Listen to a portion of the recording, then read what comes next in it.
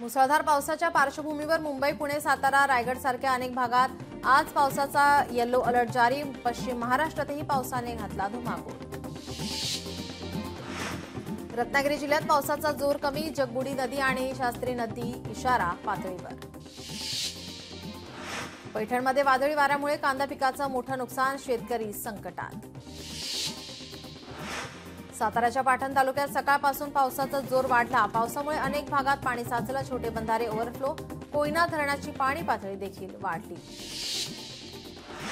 पंढरपूरमध्ये पावसाचा धुमाकूळ, उजनी धरणात जूनच्या दुसऱ्या आठवड्यात 50% पाणी भरलं।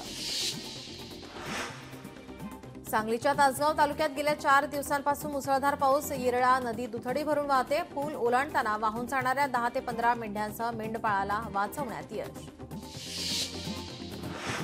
सातारा तालुक्यात परळी खोऱ्यात मुसळधार पाऊस, पावसामुळे डोंगर खचून झाडांची पडझड, डोंगरांची माती शेतात येत असल्याने पिकांच्या नुकसानीची शेतकऱ्याला भीती।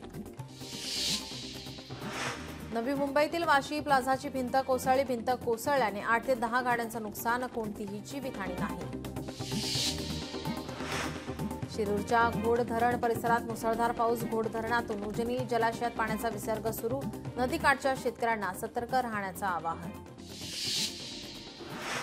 मुंबईसह कोकणात मुसळधार पाऊस, मध्य महाराष्ट्र मराठवाड्यात मध्यम स्वरूपाचा पाऊस, तर विदर्भात अद्याप पाऊस नाही।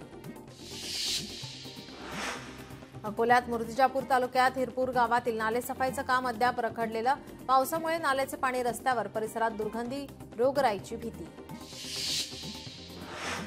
बुलढाण्यात मुसळधार पावसामुळे जिल्हाधिकारी कार्यालय परिसराला तळ्याचं स्वरूप, नागरिकांना कार्यालयात येण्या जाण्यासाठी त्रास।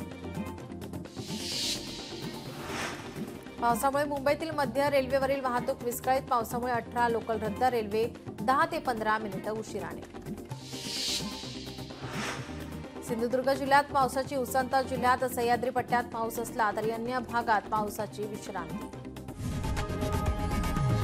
लोकशाही मराठी ऐका, पहा, जागरूक रहा।